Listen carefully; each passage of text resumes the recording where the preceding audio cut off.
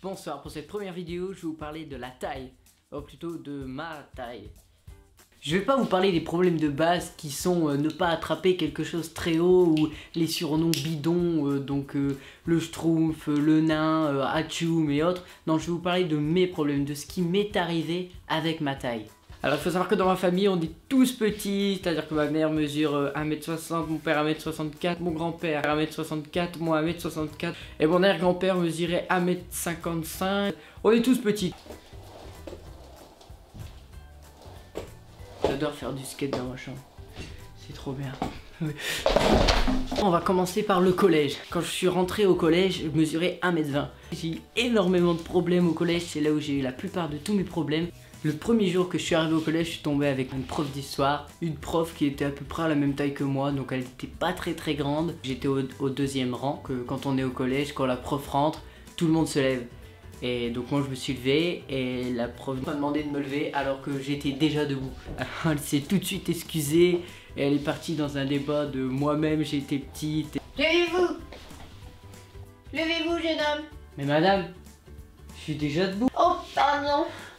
Je suis désolée, moi aussi je suis petite, c'est pour ça. Ta gueule! Tiens! Ensuite, j'avais un surnom vraiment énorme. C'était 1m20 les bras levés sur un escabeau. Donc si on calcule un petit peu, un escabeau même si c'est à 2 marches, ça veut dire minimum 2m20. Donc ça veut dire que je n'existerai pas. Je passais mon temps à faire des saltos dans la cour au collège et mon surnom c'était le nain cascadeur.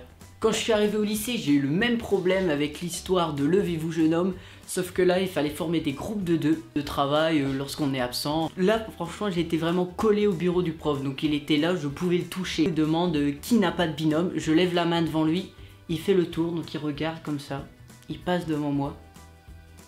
Et il dit bon bah c'est bon, du coup tout le monde a un groupe, et j'étais encore debout devant lui.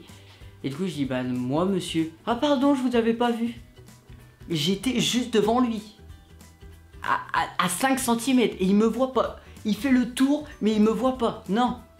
Voilà, le nain cascadeur, 1m20 les bras levés, Gollum. Voilà, c'était ça, mes surnoms. Mais moi franchement j'aimais bien parce que ça faisait rire tout le monde. Ce qui est aussi le plus chiant, que ça soit lycée, école, collège, peu importe, c'est que chaque année on te demande si tu as sauté une classe. Est-ce que vous avez sauté une classe? Avez-vous sauté une classe? Vous avez sauté une classe? Non, excusez-moi, je n'ai pas sauté de classe, je suis juste petit, j'ai le même niveau que tout le monde.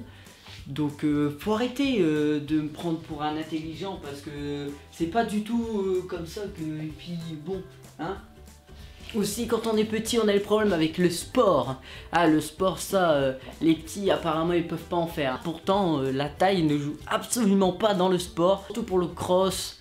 Ah t'as des petites jambes, du coup je vais arriver avant toi. Alors moi dans le sport j'étais pas très bon au cross, c'était un peu vrai, mais j'ai fait de très belles compétitions de gymnastique à un niveau assez élevé et également des bons matchs de foot en Hollande par exemple il y a très peu pour la Holland Cup et justement l'a gagné. Mon père a également des problèmes avec le sport. Quand il faisait un match de foot il avait sur ses crampons marqué juste en dessous à la semelle la marque de ses crampons et vu qu'il était numéro 9 les attaquants lui disaient toujours oh, tu ne dépasseras pas le petit, le nain, et il disait tout le temps tu me diras à la fin du match la marque de mes crampons. Il y a très peu, j'ai eu 18 ans, donc la voiture, le permis, le bac. Bah, quand on a une voiture, ça pose aussi problème quand on est petit. T'es sûr que tu vas arriver à voir la route?